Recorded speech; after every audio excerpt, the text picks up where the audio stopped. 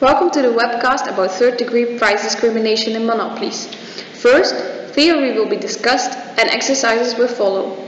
Now, what is third-degree price discrimination? This means that there are different prices charged to buyers in completely separate markets. An example of this is student discounts in theaters. Here, students and non-students are charged a different price because they are seen as two different markets. Before one can speak of third-degree price discrimination, there are three requirements that need to be fulfilled. First, the discriminating firm must have a certain market power, and because of this, mainly monopolies use a price discrimination. Secondly, the firm must also be able to separate these different markets. In the example used above, this can be the students that are in possession of a student card and non-students who do not have that card. Lastly, the discriminating firm must be able to prevent resale. This because the market needs to be kept separate, otherwise students will sell their cheap tickets. It is beneficial for a monopoly to use price discrimination, since it allows them to make more profit. This is the same for all degrees of price discrimination, whether first, second or third degree. First degree price discrimination charges a different price for each consumer. In second degree price discrimination, a lower price is charged for larger quantities bought, while, as we have seen, third degree price discrimination charges a different price for separate markets. We will now move on to an example about a monopolist with a demand curve of P is 25 minus 5Q, and his total cost curve is given by 10Q plus 20.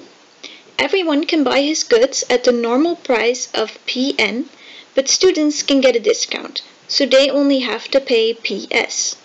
Assume that students would not be willing to buy the product without the discount, and we are going to find the profit maximizing values of Pn and Ps. First, we will find the separate demand curves.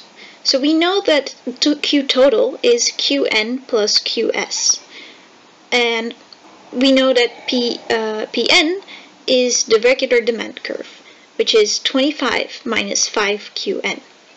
So for Qs, we have to fill in for the Q what we found Qn plus Qs. So that makes 25 minus 5Qn plus Qs, which in the end comes to 25 minus 5Qn minus 5Qs. Next, we need to fill in the profit function. So we know that the standard profit function is total revenue minus total costs. And we also know that total revenue is given by P times Q. So in this case, we need to do all the separate P's times their individual Q.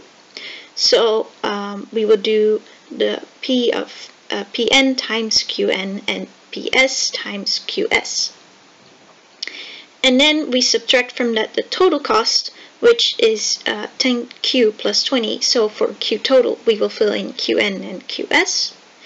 And then we have our full filled in profit function. And now we're just going to work it out. So 25Qn times 5Qn squared plus 25Qs minus 5Qn Qs minus 5Qs squared, and then minus 10Qn minus 10Qs minus 20.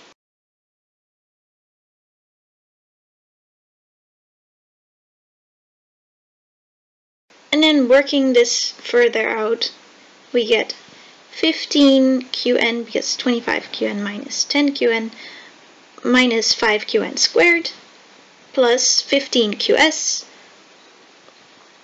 minus 5Qn Qs minus 5Qs squared and minus 20. So this is our fully worked out profit function. Then for the third step, we need to find the partial derivatives of Qn and Qs. So first for Qn, we find 15 minus 10Qn minus 5Qs.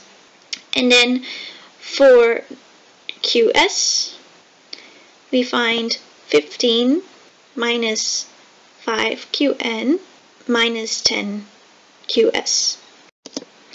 In step 4, we need to solve this out simultaneously to find q. First, we will take the first order derivative of qn, and we set that equal to 0. So then we find minus 10qn minus 5qs is minus 15. And minus 10qn is then minus 15 plus 5qs, which comes to qn being 1.5 minus 0.5 qs. And we will then take this and fill it into the other function. So we will fill this into qs, which is 15 minus 5 qn, which is 1.5 minus 0.5 qs, or minus 10q. And we'll set it equal to 0 again.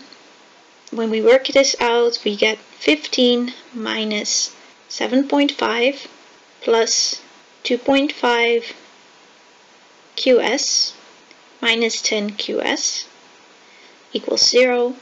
And then we get 7.5 minus 7.5 qs equals 0, which gives us minus 7.5 qs equals minus 7.5.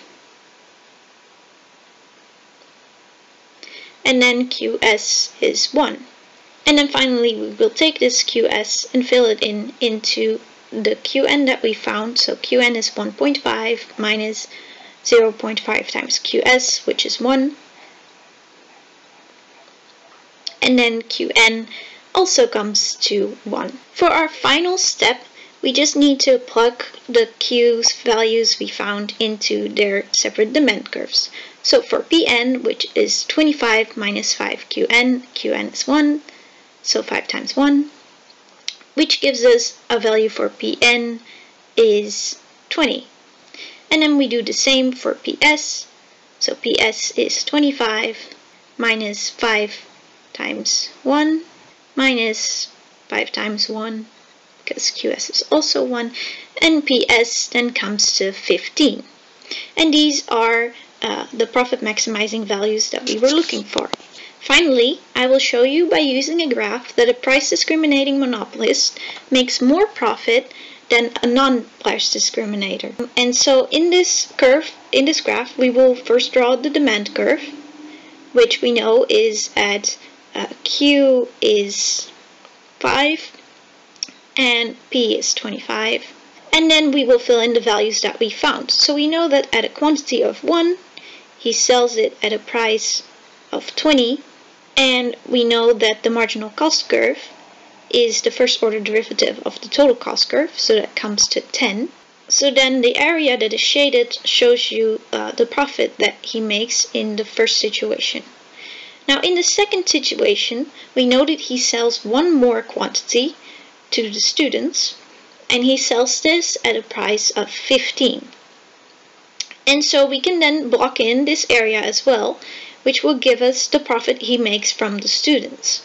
And as we can see, the total area that is filled out in the second situation is larger than in the first situation, which means that the monopolist makes a bigger profit in the second situation.